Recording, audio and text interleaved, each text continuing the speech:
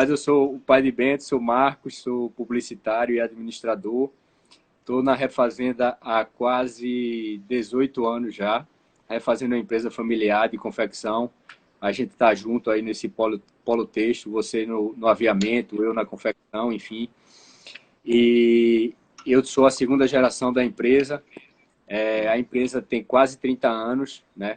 A gente costuma dizer que tem um faturamento pequenininho, tem um propósito grande e tem um coração do tamanho do mundo. É assim que a gente administra a Refazenda, com esses três desafios.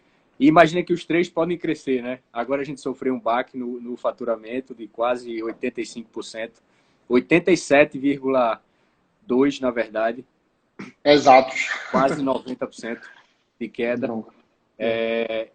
O propósito continua mais forte do que nunca e o tamanho do coração de pensar nas pessoas, de pensar nas soluções é maior do que nunca também. Só para fechar, Refazendo uma empresa de confecção de quase 30 anos, né, que já nasceu sustentável. A gente diz que não é possível ser 100% sustentável, mas a graça é a busca da sustentabilidade eternamente. Quanto mais você busca, mais você melhora a tua performance e os indicadores. E é isso. Estamos aqui para trocar ideia. Quando tiver espaço, a gente vai tirando dúvidas, acrescentando conhecimento. E aí, fala um pouco da Define também para que a galera da Refazenda possa entender. Massa, meu velho. Pô, fantástico, né? Fantástico demais. Muito legal. A gente tá trocando algumas ideias esses dias, né? E tá sendo um prazerzão, porque você é um cara totalmente. Tem um perfil de uma pegada muito legal, né, de empreendedor. Eu acho que no futuro a gente vai ter que ter todos, né? Não tem que ser a exceção, né? A gente vai ter que ser a regra daqui para frente, né? Nessa cadeia. Cara, então, como você se apresentou e como tá no meu perfil do Instagram, né? Eu sou o pai do Luca também. A gente segue esse mesmo tipo de apresentação. Sou pai do Luca, sou casado com a Clarissa. Graças a Deus, tenho uma família abençoada. Agradeço todos os dias pela minha família. Venho também de uma empresa familiar, né? A Define nasceu de uma empresa familiar. E hoje, nós somos uma empresa, como você bem colocou, né? Que estamos nessa cadeia do segmento têxtil, de moda, de confecção, né? E nós nos intitulamos da seguinte forma, né? Nós criamos, desenvolvemos e produzimos peças emborrachadas personalizadas. Então, a gente costuma falar que agregamos valor, né? E levamos a marca do nosso cliente nas peças e aviamentos e composições da confecção, né? Então, né, de uma forma geral, a gente está sempre tentando, de alguma forma, agregar valor à marca do nosso cliente. Esse é o nosso propósito de trabalho aqui. E temos uma pegada muito parecida com a de vocês aí, dessa preocupação com as pessoas, com todo o ecossistema, né, que a gente está presente, né? Isso, graças a Deus, é um tempo bom de estrada aí já, né? E estamos seguindo aí forte com clientes em todo o Brasil, né? Nossa empresa tem representatividade tanto aqui no Brasil como em outros países, né? A gente consegue... tem clientes nossos que levam o nosso produto para o mundo, né? E é um prazer, um orgulho danado ver nosso produto em todos os lugares do mundo. Então, de uma forma geral, é isso, né? Nós somos essa empresa, uma empresa com uma pegada muito jovem, a gente valoriza muito esse contato com os clientes, com os representantes, enfim, com toda a cadeia, né? E a Define Convida, velho, é justamente isso. A gente tem a necessidade de ter comunicação com as pessoas, né? E viver um momento desse sem poder fazer isso tá sendo difícil, né? Sem esse contato físico, que a gente gosta de estar junto, gosta de estar conversando. Então, cara, eu já vou emendar para você numa pergunta que eu acho que já deu para resumir bem. Essa pegada de você sustentável, né? Vou voltar para esse ponto. Eu acho fantástico, né? Como a gente já bem conversou, né? As pessoas confundem sustentabilidade só atrelada ao meio ambiente, mas existem outras vertentes, né? Do Isso. negócio que, para o negócio ser sustentável, não é somente ser politicamente correto com o meio ambiente, né? Então, cara, eu queria que tu entrasse, mergulhasse um pouco mais nesse assunto aí e o que a Refazenda faz. Acho que é legal trazer os exemplos práticos também de vocês. Tem muita coisa bacana. Massa, vamos lá. Antes eu queria parabenizar o trabalho de vocês mais uma vez e mostrar para a galera como é importante o trabalho de empresas como a Define, que, me corrija se eu estiver errado, está no meio do processo de construção do fashion, né, da indústria têxtil, das roupas, dos acessórios, e nem sempre ela é vista lá na frente, porque ela fornece os aviamentos para as empresas, né? As empresas confeccionam calças, camisas, acessórios, tênis, bolsa. Aquele produto chega cheio de qualidade e estilo, graças a empresas como a Define, que estão no meio e que conseguem fornecer toda uma esfera de aviamentos que faz sentido lá na frente. Então, parabéns para vocês, que nem estão na ponta, então não conseguem ter o reconhecimento, porque o nome não chega lá na ponta, mas a gente que recebe produtos, aviamentos e coloca no produto, eu trago esse parabéns em nome de todo mundo que está na ponta, para empresas como vocês. Parabéns, velho. Show, meu velho, show. E entrando pelo caminho que você me deu, é como se fosse uma colher, fazendo um paralelo, mais uma vez, com nossos filhos, né? Como se fosse uma colher cheia de brigadeiro. Eu vou mergulhar nela, porque esse é um assunto que a gente adora falar. Até pouco tempo atrás, falar sobre sustentabilidade não era moda, né? Era até um pouco hippie. Você era visto como, aquele cara é hippie, ou então aquela empresa é muito sonhadora, ou aquela empresa é muito ideológica, como é que eu coloco isso na prática, etc. e tal. Mas a Refazenda já surgiu assim, né? Há 30 anos atrás, Magna, que é a minha mãe, ela queria montar um negócio de moda, um negócio de confecção, uma fabricação, que fechasse o ciclo no processo produtivo. O que é isso? Em outras palavras, a cada 100 metros de tecido que ela colocasse para dentro da confecção, ela queria dar um valor agregado para os 100 metros. Para o pessoal entender, isso não é comum na confecção. Quando você compra 100 metros de tecido e corta para fazer camisa, por exemplo, cerca de 20% vai para o lixo em forma de retalho, né?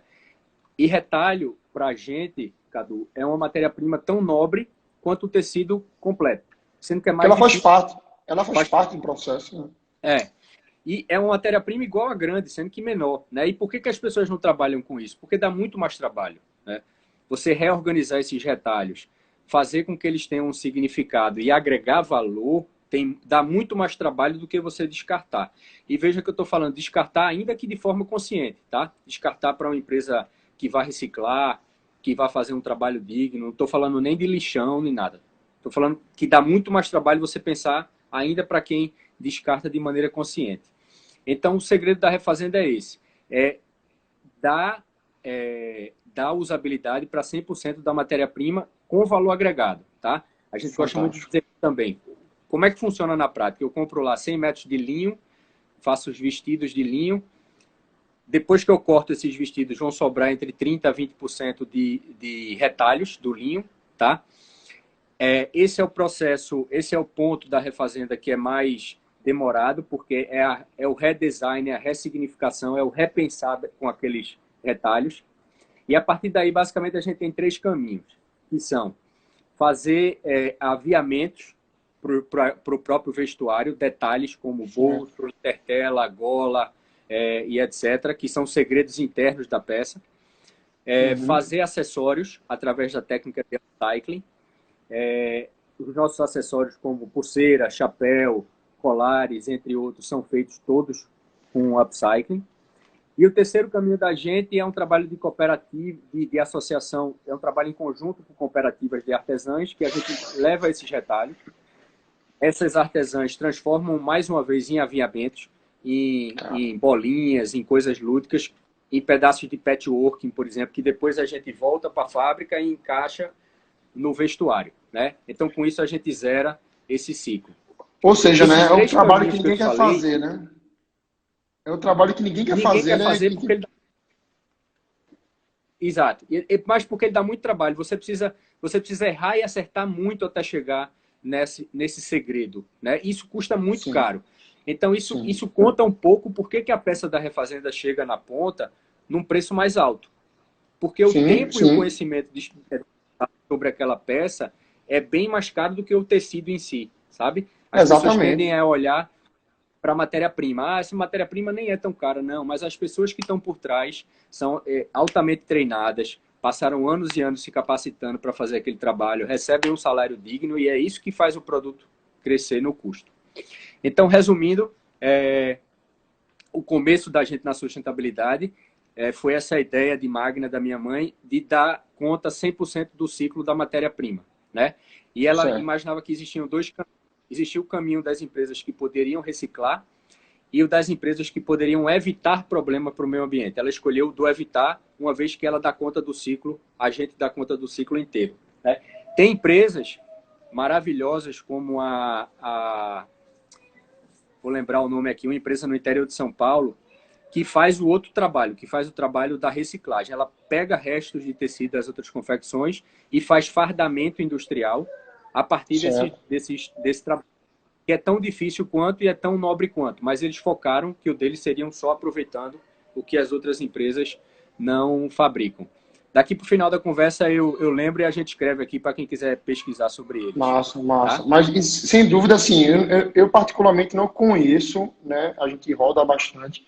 E são pouquíssimas empresas, não conhecer é muito forte, mas são pouquíssimas empresas que fazem isso que vocês atuam, né? Essa parte aí de pô, aproveitar todo o ciclo do tecido, né? Eu já tive a experiência de ter uma marca de biquíni também, e a gente sabe como isso é complicado, né, velho? Quando sobra aquele pedacinho, você vai colocar aquilo aonde, e não sabe, e não tem como reaproveitar. As próprias profissionais da área, as costureiras, toda essa cadeia, né? Elas ignoram aquilo ali, né? Elas querem descartar aquilo ali. E eu acho fantástico isso. De novo, as pessoas às vezes só olham para o preço final, né, e falam, pô, é muito caro. Mas É, ninguém vê todo o ciclo que tem para chegar ali, né, velho? Isso que é impactante. E existem vários dados, Cadu, que reforçam isso e que o mundo da moda, a imprensa como geral, não divulga porque não é interessante divulgar. Mas já existem estudos que comprovam que o custo de uma peça de roupa ou de uma peça de tecido jogada no lixo, né? O valor disso para o meio ambiente deteriorar, ou o valor que lá na frente a gente vai pagar em termos de entupimento de canais, deterioração do meio ambiente, é mais caro, já é hoje mais caro do que o valor de uma peça nova. Então, se a gente tira essa nossa camisa e joga no lixo, simplesmente, isso é mais caro do que a nova que a gente vai comprar. Sendo que pouquíssima gente ainda pensa nisso. Talvez Verdade. agora, com essa, pegando até o gancho, com essa loucura toda que a gente está vivendo de repensar, pode ser que fique mais em alta essa abertura, pelo menos, a pensar sobre isso. Massa. Antes da gente chegar lá, que eu acho que é a parte mais gostosa para a gente falar nesse momento, né? Do que a gente vai, do que a gente pensa aí, do que vai ser o cenário pós-crise. Vamos falar um pouco aí do que a Refazenda tem feito nesse momento. Eu acredito, assim como a gente aqui, né, tá cheio, deve estar parado, vocês estão trabalhando home office, né? Como é que está esse controle do pessoal? Como é que está esse contato com eles? Vocês já fizeram demissões, se não fizeram? Conta um pouquinho das ações que a Refazenda tem tomado nesse momento. Então, 0 demissões até agora, e se depender da gente, a gente vai afundar todo mundo junto. Mas afundar é o último plano, né? Pelo contrário, a partir do momento que a gente assumiu o compromisso de fazer das tripas coração, como se diz, para não desligar ninguém, a família ficou mais forte e as soluções começaram a surgir, um clima de esperança brotou no ar. Uhum. Depois, contando um pouco desde o início, a gente ficou... Nosso primeiro plano foi liberar todo mundo, parar as operações, parar a fábrica e parar as lojas para poder as pessoas irem para suas casas. A gente conseguiu fazer isso antes dos pronunciamentos oficiais dos governos. Todo mundo foi para casa. Depois a gente se desesperou um pouco, porque, economicamente falando, porque a gente viu que todo mundo estava seguro, mas quando olhou para o caixa da empresa, viu que tinha um problema ali, né? Porque não adiantava só as pessoas estarem em casa sem ter grana para comprar alimentos, para comprar medicamentos, para ter uma vida digna, né? E a gente disse, agora, como é que a gente vai resolver isso, uma vez que está todo mundo em casa e a gente não tem venda, não tem mais faturamento, porque as lojas físicas fecharam e o nosso principal faturamento é nas lojas físicas. Aí,